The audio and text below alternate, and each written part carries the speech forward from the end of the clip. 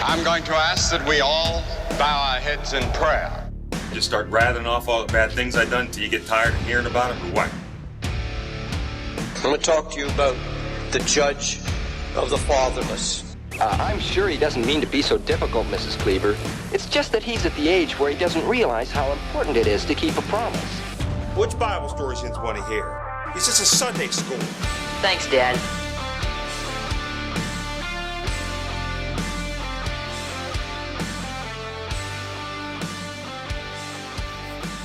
Well, welcome back to the Faith of the Fathers podcast. I'm your host, Carl Gessler, reigniting the calling of men in the world. We've been talking about the kingdom of God on this podcast because that is central to our calling as men. It's central to our calling as mankind, men and women made to reflect God's image into the world.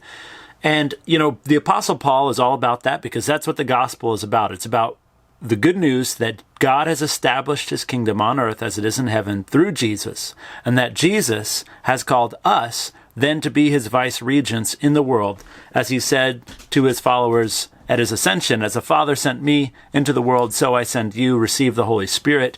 That is our mandate, to go into the world as God sent Jesus into the world. This is reclaiming what it says right at the beginning of Genesis when God created man in his own image, mankind in his own image. He breathed on them and gave them the breath of life. He gave them his spirit. And he called them to be fruitful, multiply, fill the earth, and subdue it. That's what we're called to do. As a matter of fact, I'm not in podcasting clothes today. I am in work clothes because I am a guy who grew up working with my hands. It's a part of my life, and even though a lot of my day I spend with a guitar in my hand, or writing, or a phone, or recording in front of a camera, or editing, I like to be able to go out and work with my hands, because it all counts. But God made us to live in this world with our hands in the dirt, being busy about the work of God. And so when the Apostle Paul is talking about this, he's talking about people coming out of darkness and into light. He describes us as children of the light because we are living in the new day. Jesus has risen from the dead. The day has dawned. He says we are not people of darkness, but people of the light. And he says in Ephesians 5, verse 11, he says, "Do not participate in the evil deeds of darkness, but instead even expose them." And today I'm going to be interviewing Lynz Piper-Loomis, who is running for Congress in South Carolina, District 1. I think that's how you say it. It's down the Hilton Head area. And the reason I'm interviewing her is because I followed her campaign. I live in North Carolina, but not far from South Carolina, and just interested in what happens in my neighboring state. And I've seen her campaign. She's overtly Christian, but I also saw her go down to the border and expose some of the things going down there. And so I wanted to ask her about that because we've already covered on this podcast several times the nature of sexual abuse, the nature of child trafficking, sex trafficking, and satanic ritual abuse. These things are far more common than we would ever want to imagine. It's horrifying, to be honest. And so I asked Lynz about going down to the border to share what's going on down there, because these things, trafficking, ritual abuse, it's all connected to what's happening in the border. And it's not just in the border states, as Lynz will mention. It's every state is a border state. And our government is involved in this. This is a highly important subject because we are daytime people, and it's our duty to expose the deeds of darkness. And if in whatever way, whatever measure we're involved in it, to come out of that, be separate, to be set apart, sanctified, to come into the light. If you are in sexual sin today, then you can be free. You need to be free. And God is not done with you. He is willing to forgive you, but you need to come out of that darkness and into the light. So we're going to hear some pretty intense things today. If you have children in the room, you might want to just protect their ears, just because it's some pretty dark things that are going on. But it's important that we hear it. Lynz is an inspiration because of her courage to speak out, not just about what's going on the border, but what has happened in her own life. And I hope that your heart will be stirred to passion and compassion as you hear today's testimony. And I hope that you will consider certainly praying for Lindsay and supporting her campaign. But I'll let you listen to the interview first, and you can make your own decision. All right, here we go.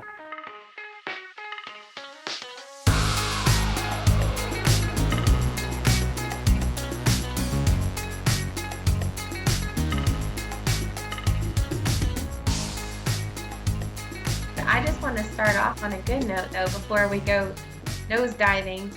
I just want to say that our hope is in Jesus Christ. And one scripture that I keep bringing everybody back to, and this is biblical, of course, it says that the word will go out to all flesh before Jesus returns. And it says that he's coming back to a bride that's blemish free. And so when we look at the word reaching all flesh, I can go to the outlet mall right now and go and evangelize. And there are people, multiple people, that have never heard the name Jesus here in America, which is striking. So that gives us hope that it's not time for Jesus to come back, and that we've got a lot of work to do. And, Jesus did say that we would be persecuted. And so understanding that, obviously, to keep our freedom in America is going to cost us. And it's also going to cost us in preaching the good news. But there's hope in Jesus, and the word still has to go out. So Amen. Well, that's I like that as a beginning. So we're with Lindsay Piper-Loomis. Is that how you say it? Okay. Yes. And you are running for U.S. Congress in South Carolina, District 1? Yes, absolutely. Yeah. Where is District 1? I'm from North Carolina, so I don't know where that is. Yeah, so it is, if you go down the coastline, it's right below Myrtle Beach. So you've got Berkeley County, you've got Dorchester County, which with the redistricting, there was a little bit of moving around. So some of Dorchester County went to District 6 with Clyburn. We've got Charleston County, we've got a sliver of Colleton County, which is Edisto Beach and Edisto Island. And then you've got Beaufort County, which includes Hilton Head, Paris Island, Beaufort.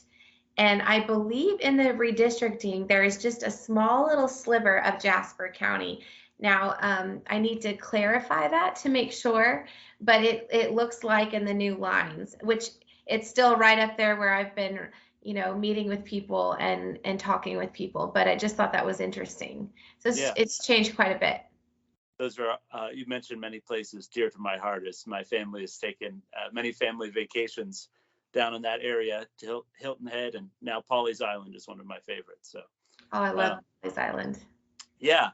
Well, I appreciate you taking the time today. I wanted to ask you particularly, I want to get into your campaign and all that kind of stuff, but you did some videos down at the border with a friend of yours that got censored, which is a crazy idea. I didn't know we lived in a country like that, but apparently we do. But also what is being protected through that censorship is really horrible. I want to find out from you, like, why, as someone running from South Carolina, why you went down to the border and all that stuff, and why this issue is of human trafficking, why that's a big issue for you. But maybe we can start first with your faith. Like, how did you become a follower of Jesus? It comes out very clearly as you campaign, which I love. Were you raised in a Christian home, or was this something that you came into as an adult? So I was raised in a Christian home by my mama. So I'm going to give you a brief one-liner, and then we can go whichever direction. But my biological father terminated parental rights to me when I was a baby. At 4, I gave my life to Jesus, understood completely what that decision meant. And then I was in a horrific car accident with my mama when I was 12, and she died on impact. Technically, I was gone, and God saved my life and brought me back. And then through the CPS system, without a CASA worker, ad litem, an advocate, no one, I was transferred from one state to another state, and to protect the identities, and I'm sure I've said them before, but to protect the identities of people I've forgiven, I'll keep the locations out. But I went from one state to another. I was completely isolated and cut off from everyone. And in this process, I was transferred through the system without ever being in like a foster home or something like that.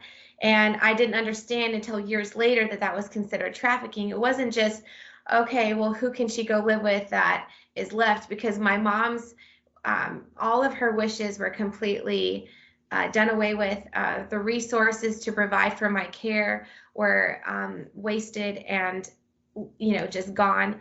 When I got to the next location, there was probably about a year's time frame in between that accident and when I moved. I was on and off the streets a little bit, not very much. I was in and out of different people's homes, not foster care. And during that time, I tried to commit suicide twice, and my life just began to spiral. I didn't, I almost joined a gang, but I didn't do drugs or drink or anything like that. But when I was placed into this other location, I was shut off, isolated, and cut off from my entire life from before. I was put into my aunt's blood-stained undergarments. I was placed in her maternity rags. I became a slave in their home for 3.5 years, and I was sexually assaulted for 3.5 years. Now, I didn't understand until I'm in my late 30s. I didn't understand until near my 30s that trafficking is so prevalent in the CPS system. I didn't understand that my situation was considered that. The grooming that I went through, I didn't understand the programming changes psychologically. I didn't understand a lot of that. And the fact that there was transactional things happening, I didn't realize that that's what that was until years later. And I met another survivor, and she told me her story, and it was almost identical. And I met more survivors, and so it just was it was crazy. And then to make matters more interesting, when I escaped, I ran away, I fled from my life. I was terrified. I went into school, I spoke to my high school counselor, and I said, if I go home, you won't find me. I had seen what had happened to other individuals in the home with physical violence. And I escaped that part, but not the sexual assault. And I was made to think that, that was normal, and it was horrific. But at the end of the day, I didn't go back, and I went to an in between the state that I was in. I had been searching out emancipation process at the age that I was. And so the system didn't really protect me. They said I had to go to a location that my aunt had selected, that she had to take me in the same vehicle, that they would escort me to that, the choice that she was taking me, which was a friend of hers.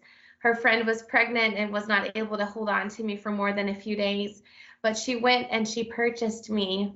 I always get emotional with this part, but she purchased me a whole new wardrobe of clothing from the Limited and Express. I had not had clothes like that since my mom was alive. And I still get emotional. It was crazy. And then after that, I stayed with one of my friends in high school at her house, probably for about 2 to 3 weeks. And then I went across state lines to my next location, which was, someone that was family. But I was then reconnected after when I turned 18, with that entire life that I've been cut off from, loved ones that were not family related, but were, they were my mom's friends and just people who had been in my life. And they told me on their end that they had been cut off and isolated from me and were given no contact. The only money that I was able to retrieve, because all of it had been wasted away, was a check that was still sitting in the hands of my aunt and uncle's attorney in the state that I had fled. And it wasn't very much money.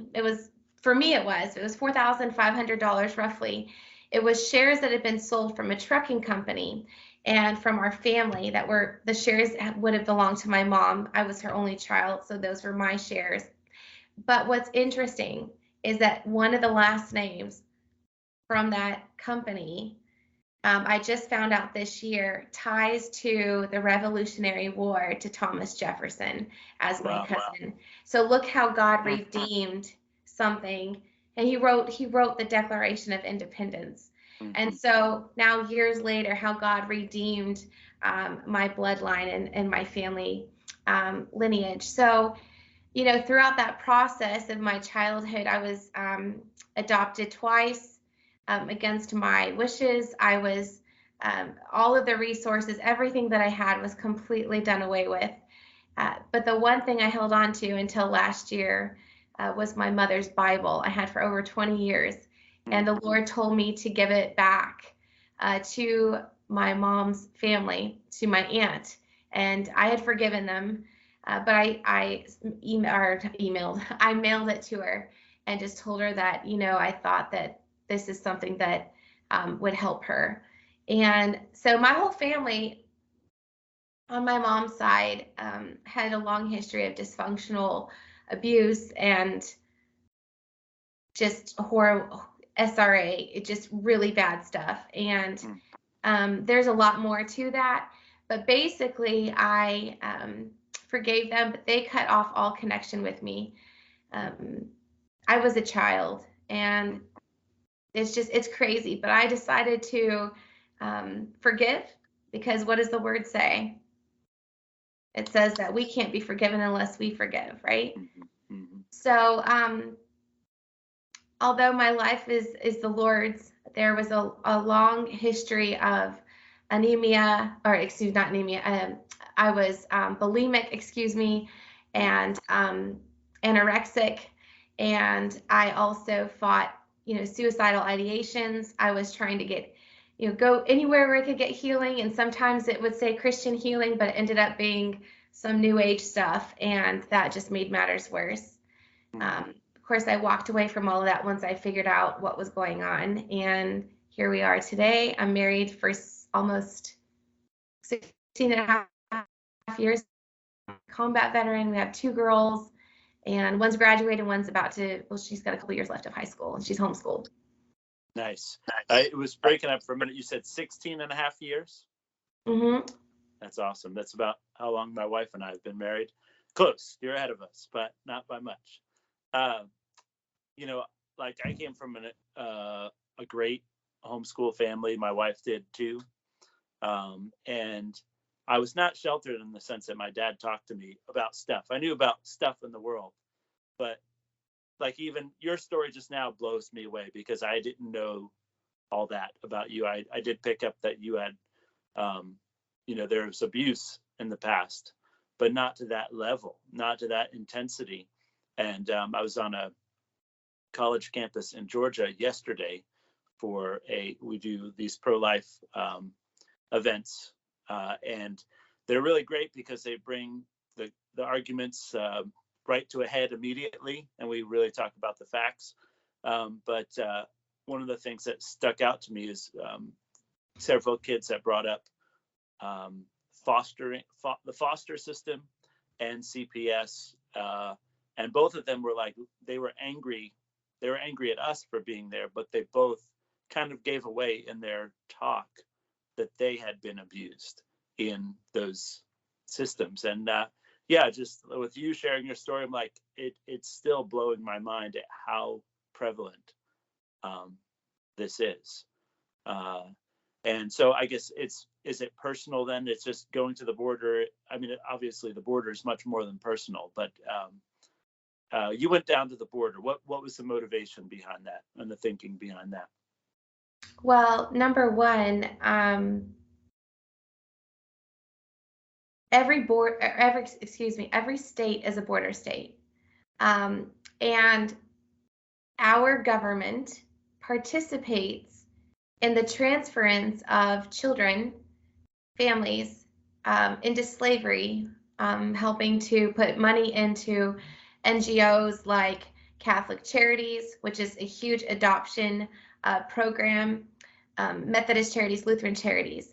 So I knew my husband and I were going to adopt, and our own story is different. It nothing to do with any of this, but it didn't work out. It just didn't work out for us. We tried to birth mom changed her decision, just things outside of our control, if that makes sense. But one thing that I was really curious about was what's happening to all of these children that come across the border. Now, when President Trump was in office, we heard that children were in cages. They're being caged now in these pens until they get sent out. They go through the process, the processing buildings. But when he was in office, what happened was he was DNA testing not just the children, but the people that were accompanying the child, because 9 times out of 10, and I've heard this not just from the Trump administration, I've heard this from the Border Patrol, federal marshals, ICE agents, from Trump's former ICE director, Tom Homan, from his former Border and Customs Commissioner, Mark Morgan, Brandon Jett, like all these different individuals, right?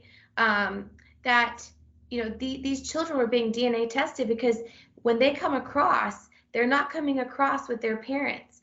When women come across. So there was just this desire to find out, because number one, South Carolina is ranked one of the top in the nation for trafficking.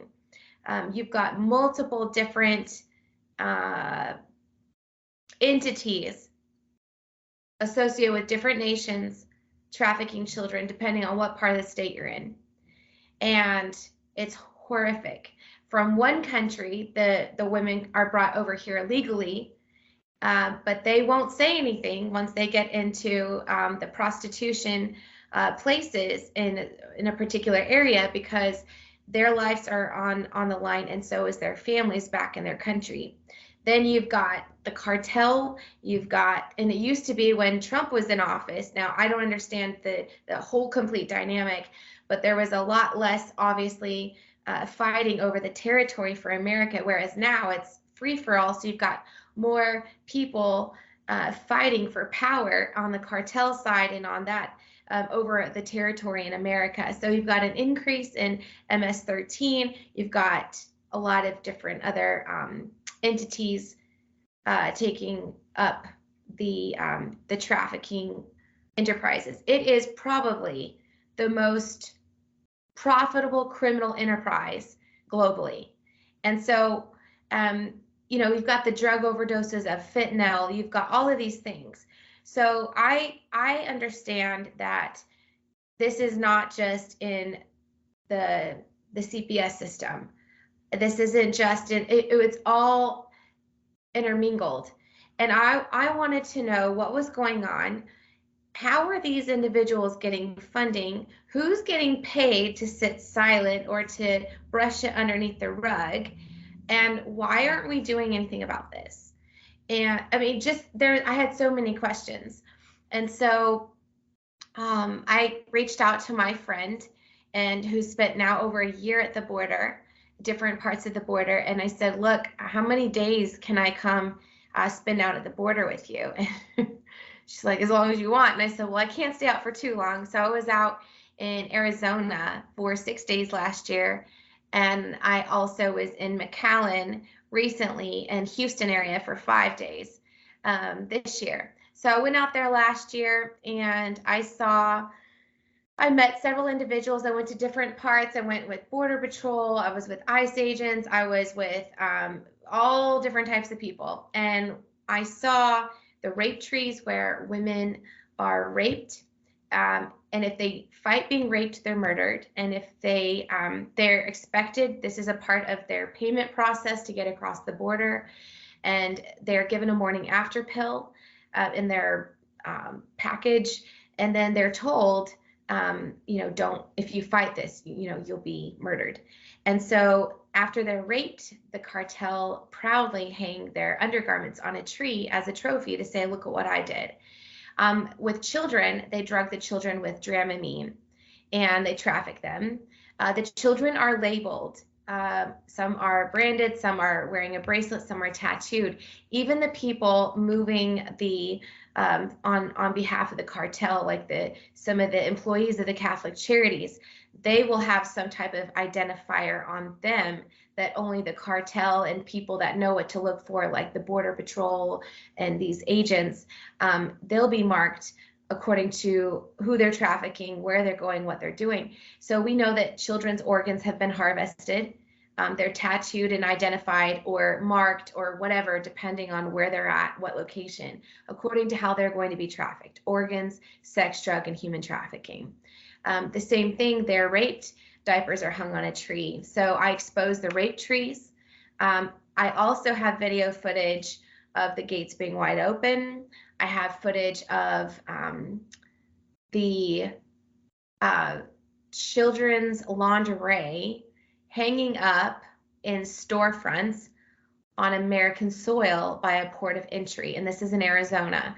And so then I started capturing it. So I thought, I had security. I actually went there with security, and we had a security team there. And I went into this store, and it was kind of like an L shape. So the door into that one shop I just told you about was locked. But then I went into the door next to it, and it was all connected. And so I was trying to get video footage. So a lot of the people come across with like carpet shoes. So that way they're not being tracked in the sand, in the desert as they come across. And then, so it's quiet. The other piece, you can still track them, by the way. And then there's also blankets and backpacks and all these things. So you see shelves and shelves and shelves and shelves of blankets and backpacks. So I was going in there, and then I saw the entrance into the store next door, so I was going to go in there. The lady was trying to corner me into the back. I was almost not going to come home. But anyway, so I exposed that. Then while we were out walking in the desert down in Arizona, so we were near Arivaca, there was a location that had these tubs, like the paint buckets, the big 5-gallon paint buckets, but they're white. And there's a guy, there's a veteran that's out there that has these cameras where he and veterans will help push back the cartel. But the NGOs actually put food, they put resources into these paint buckets. Now, this is on American soil, so that way they can get across. Water, canned beans. I've seen camera footage, and it's on my phone, for a Middle Eastern terrorist that the cartel were helping to get across. This veteran's camera footage caught the face of this Syrian Middle Eastern terrorist. He sent it to a government agency, and 3 months later, that person was apprehended through facial recognition in Washington, D.C., and found out that he was on the terrorist watch list. And that's just one of thousands of things. So normally, everyone that comes across the border, not everyone, but most everyone, is enslaved in some capacity, men, women, and children. So that's why President Trump was DNA testing, because a lot of times there was a video, it's on my Facebook, my friend Christy, you can hear her voice in the background, but there was all these children, over 40 easily, that had been drugged with Dramamine, all ages from little to adolescent, maybe even teenager. And all the moms abandoned them, according to these men. There's no way. These children were taken and they were being sold. So, you used to hear stories about immigrants, illegal immigrants that would come across. But we don't just have Hispanic people crossing. We have people from China, the Middle East. We have people from all over the place. And it is, these individuals do not have to go through the TSA pre-check like you and I do at the airport. They have a picture taken of them on a, excuse my chair, on a 8.5 by 11, and then that's their ID with their folder, and they just get sent straight through, or they get put on a van. And when they come to the processing unit, they have a name and a phone number of someone, of who they're going to be staying with in America. So the Border Patrol, whoever's processing them, calls that number, and as long as that person answers to that name, that location, and they can pull the address up on the United States Postal Service site, that person gets sent across.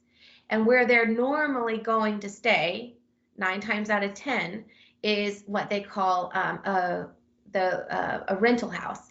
And the rental house is owned by who? The cartel. They have to pay rent. They get them a job. You're going to see these people working in your yard, on your roof, on hospitality industry. They're doing all of these jobs you would never know sometimes. If I'm not saying everybody in those industries that's what's going on, but I mean, a lot of their income that they make goes back and pays the cartel until they pay their debt off. Now, let's say a woman gets caught on the border by the Border Patrol and she has to recross. She is basically forced to recross and has to go through the rape again. And then the fee on her head doubles. So they use the children. So something that's very common to see that my friend has seen. Now, we went to the Rio Grande. We saw the cartel trying to come across. I have footage on my Facebook.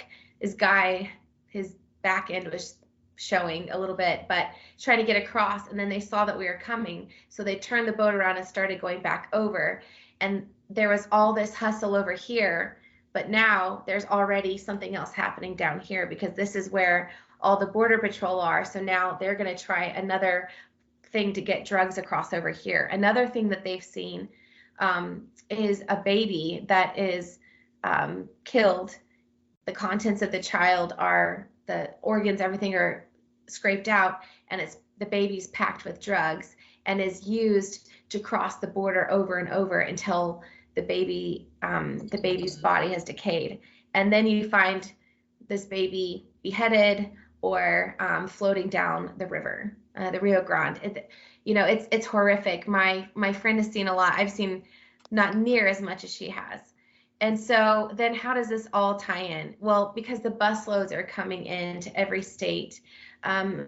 The government knows what's happening, because what they do is they place these families. Now they're not doing the DNA testing.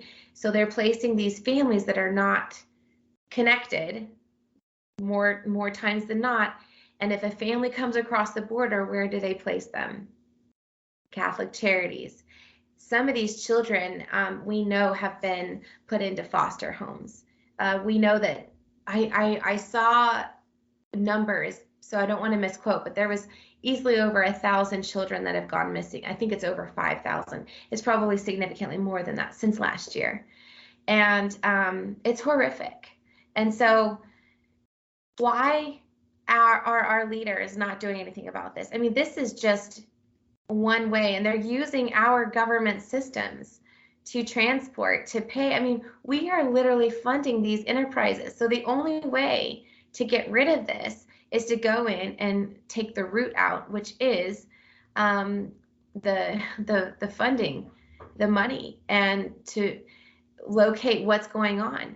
Now, I can't do all that on my own, but I know that that's why people like me have a hard time getting endorsed, exposing this stuff, or have a hard time getting put into office, because we're willing to do whatever it takes, legally, to get the job done. So it's interesting, because I know that there was a guy I learned about that took all of this documentation, all of this proof of these enterprises. He had names, he had everything, and he took it to a government leader, and the government official said, I'm going to pretend like you didn't ever come to see me, or that I saw this. You need to pack up and go home and don't mention this again. That seems to be the most common reaction among government officials, which, I mean, words fail me as far as, the depth of that evil. So you're running for office. The GOP seems to be just as guilty. Maybe not. It's terrible. It's downright terrible. I've been a Republican all my life. I've always voted. I've always been politically animated, and I have never been so disgusted. And I just feel like, so you're running in the GOP.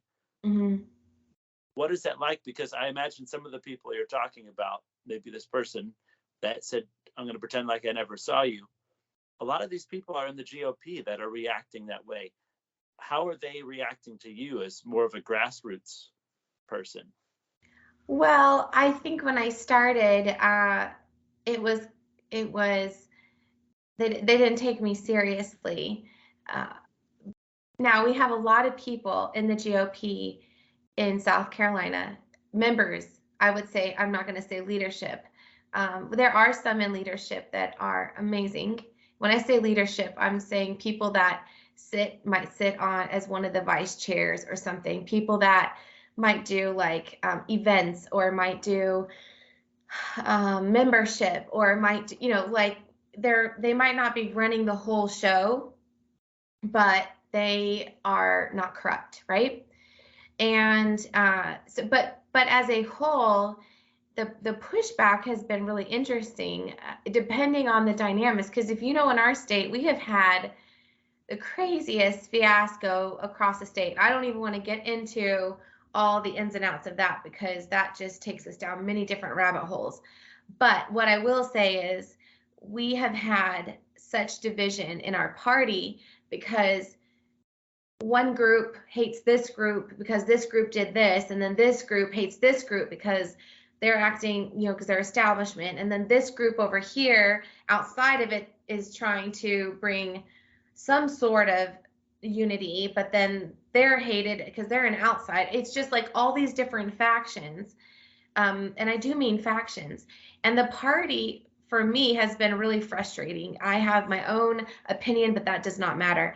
But it's interesting, because the mentality of certain leadership is that money and name recognition. And I remember saying to someone in leadership, don't devalue and diminish the stay-at-home mom that has been fighting in the trenches. I've seen fighting, because I've been fighting with them in the trenches for 11 months now. Don't diminish and devalue them just because they don't have name recognition, or they don't have the big money behind them. Maybe you should use your influence to help them, like Aaron lifted up, Moses, and Moses lifted up Aaron. They helped each other in this journey, and help, fund them. And instead of sitting behind a horse's behind in office, get behind somebody that is constitutional, that will stand up for our rights of our children, of course our Constitution, but our nation, our Christian values. But a lot of leadership does not want to do that. So what I have found is a great mixture. A lot of people that have been supportive up until a certain point, and then they fell back into the mindset of, well, we have to do things the way that they've always been done. And then you have a group that still is sticking by me, and others like me in other parts of the state. And then you have a group that is just downright nasty. But you find that the Republican Party, when you hear the narrative, the going narrative is, look at what the Democrats are doing. Look what the Democrats are doing. Look what the Democrats are doing. And I'm thinking, look at what everybody's doing. Because it's not just the Democrats, it's the Republicans too. It's the Libertarians. It's all these different parties and groups. There are people in all these different aspects that are not, they've abdicated position and authority. And we are where we are because we didn't look in the mirror and take responsibility and accountability for our nation. And so to sit here and blame everybody, now, obviously, there are people that are responsible for what's happening. But if we constantly focus on the problem, we constantly focus on,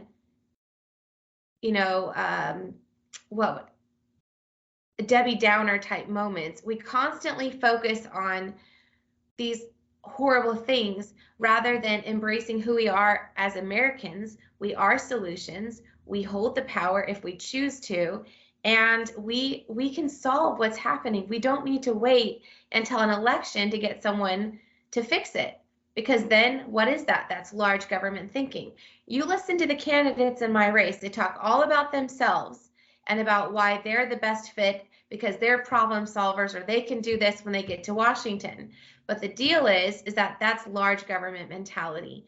Who we need to elect into office is the American people. Now, granted, I know that the election was stolen and we have a lot of issues with machines and all kinds of things. I understand that. But I'm just talking about who we are as Americans. So if that's the case, then we need to stop throwing mud at each other. I mean, one of my opponents said when she was running for Congress in 2020,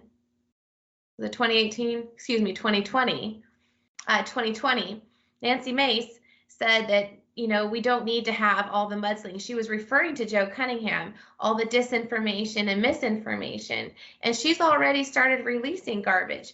Why are we going to spend hundreds of thousands of dollars and millions of dollars of American money to slam people? Instead, why don't you let the American people decide who the best candidate is based on solutions? What are your solutions? What do you think is going on? You know, talking about that and listening to the people, what is your concern and what do you have as a solution? So a lot of the solutions that we are looking to plug in, I didn't come up with.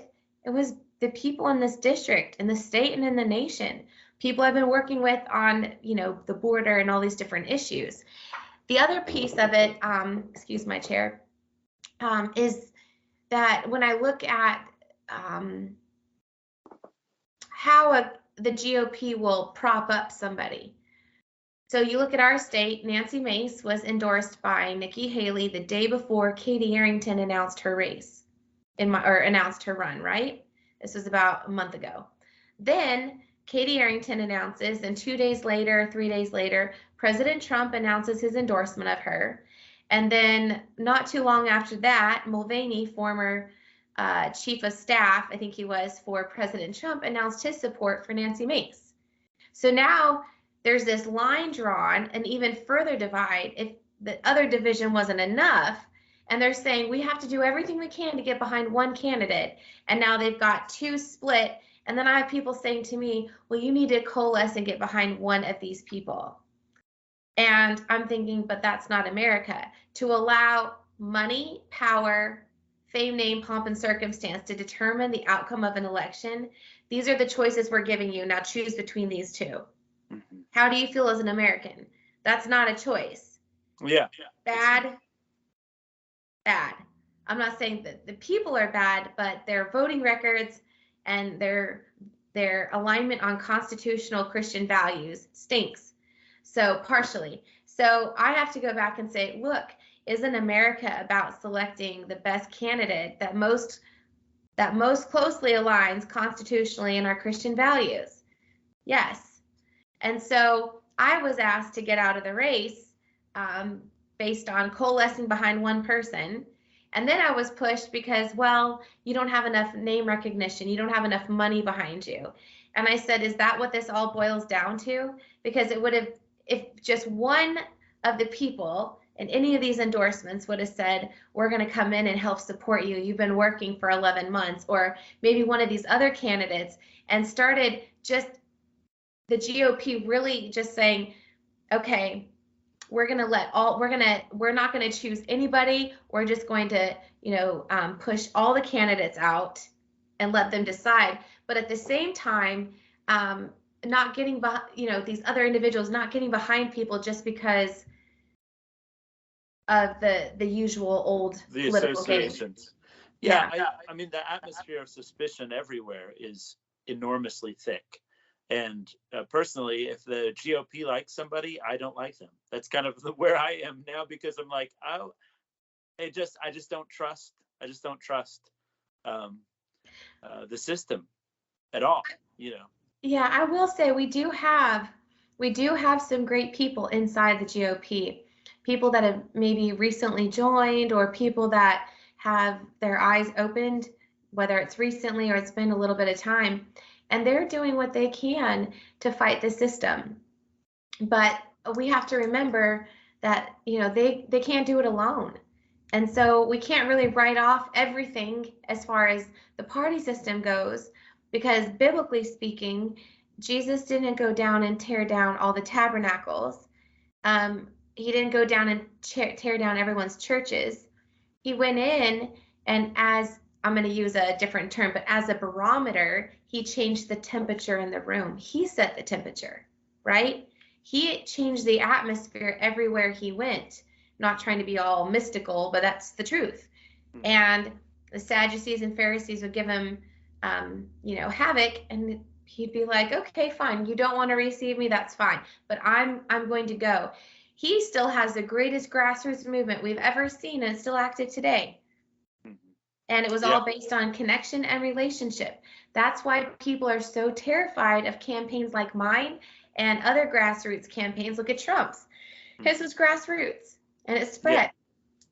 Well, I do believe that if we didn't have the machines, which by God's grace, I hope they all burn, but that people like you would be winning all over the place. Honestly, I do believe that. I wonder how you determine friend from foe, because that's one of the major issues, because of all the censorship, because we have the unveiling, like all that stuff that you shared of your own story and all that's going on the border. I could tell people in my life that stuff right now, and they would not believe me. They would tell me I'm crazy. I handed that kind of information to somebody one time. They handed it back to me with a Netflix label over the top, basically saying this is ridiculous. It's just a movie. You have that level where people like me, I feel like I've been asleep, and naive. Now I'm awake, but now it's like, well, who do I trust? Who's the real deal, and who's just saying the lines and then stabbing me in the back? How do you determine that? Because you're like right in the middle of it. I'm so thankful for God and that he gave his Holy Spirit, who is alive and well today. And I've made some choices on some individuals that I regretted. I'm not going to name any names or what they did or what they didn't do. But I'm also glad that it happened so I would learn and grow and mature. But I don't trust very many people. And I don't tell people everything that is like someone asked me what my strategy was for something that I'm working on. And I said, well, the people that I trust, we don't even talk about it over the phone, because these things are always being, listened to, number one. Yeah. And so you have to be careful. So how do I determine discernment? And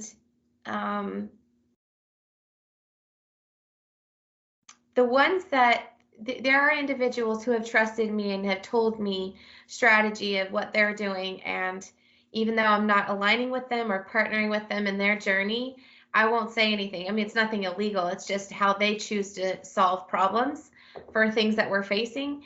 And I gave them my word. I wouldn't say anything. And so hopefully that earns that respect and that honor, even though I'm going to, there's other things that will come out that are facts.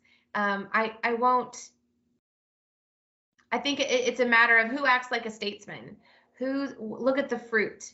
Are these individuals only throwing out accusations? Are they bearing good fruit? Are they putting out, in addition to exposing truth, are they actually doing something about it?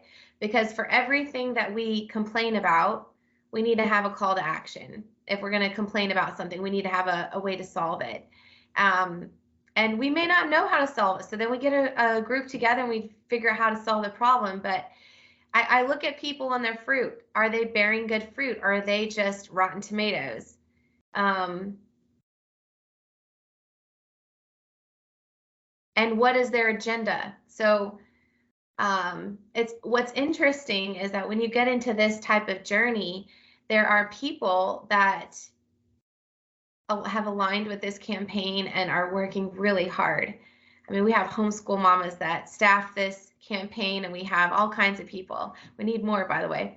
But it's interesting to see if they're in a group or they're at a situation or they're somewhere else and they hear something like slander or things that are not true, then it catches, because the fruit that people bear it's evident, it's blatant, it's out there. So then that comes out, and then I hear about it, or people will send me copies of messages, and God exposes it. So my point is, God exposes it. You can see people by their fruit for who they are.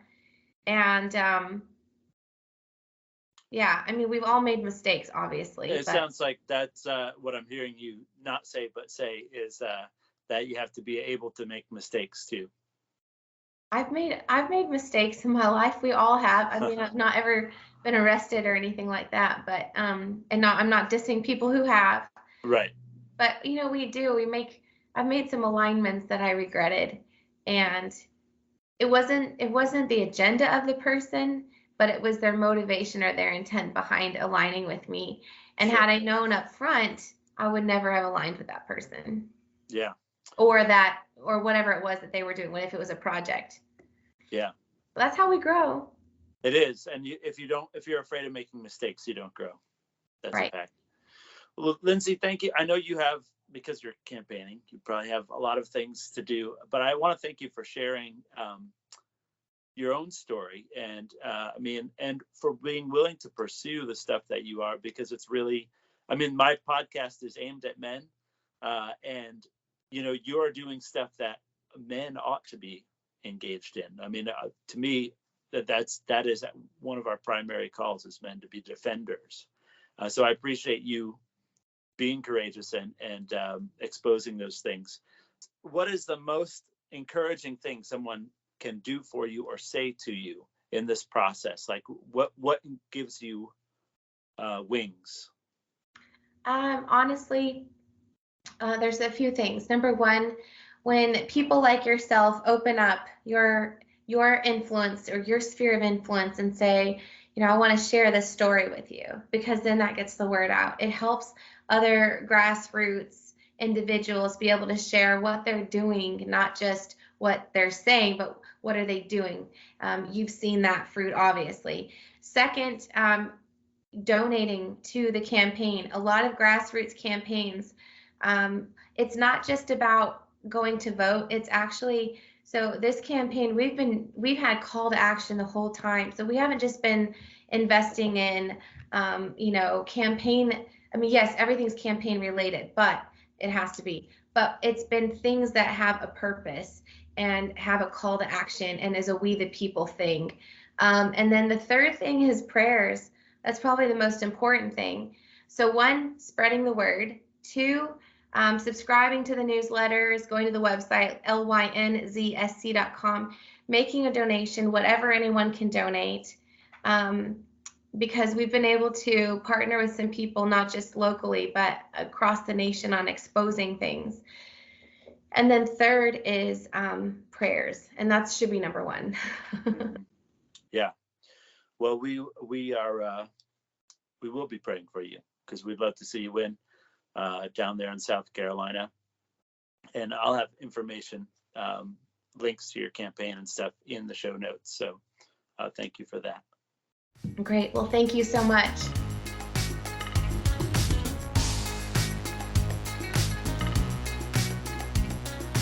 Well, Lindsay was a joy to speak to, because her passion is very real.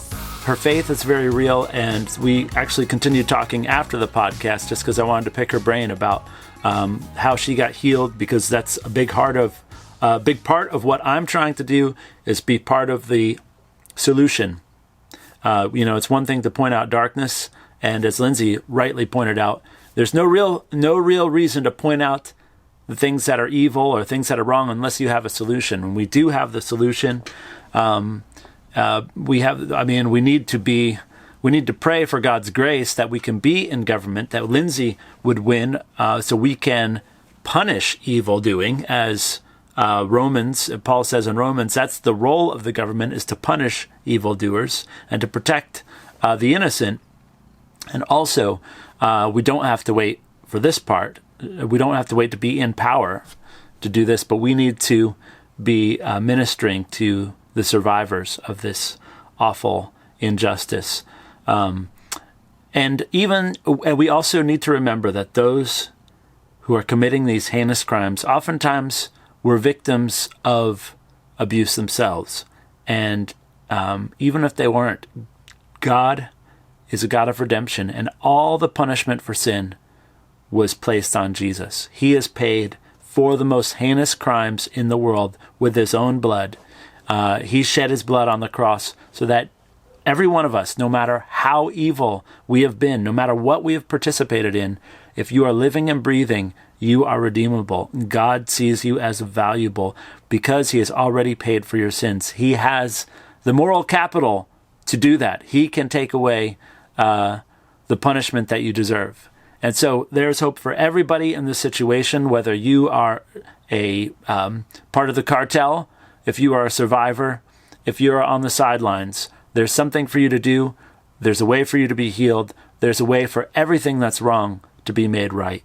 That's why I love doing this podcast every week, because it's endless good news. No matter what the situation, Jesus has a solution, a way for healing.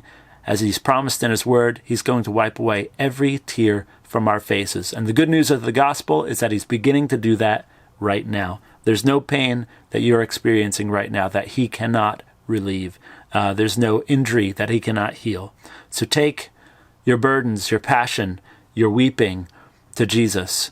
And now let's together expose the deeds of darkness and bring God's kingdom. May he come, may his kingdom come, his will be done on earth as it is in heaven, particularly on our border as it is in heaven, and in all those secret places throughout our country where these cruel abuses are being done. We invite right now the presence of Jesus to come invade those dark places and reclaim them, because they rightfully belong to Jesus, and every person in that place rightfully belongs to Jesus. So we claim the dark places to become light in Jesus' name.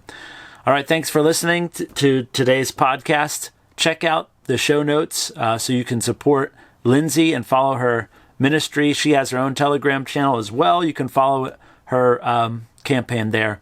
And we'll see you guys next week. If you haven't already, please take a minute to rate and review this podcast in whatever podcast app you use, or like, subscribe, comment, and share. And that always helps us get the message out. All right. God bless you guys. We'll see you next week.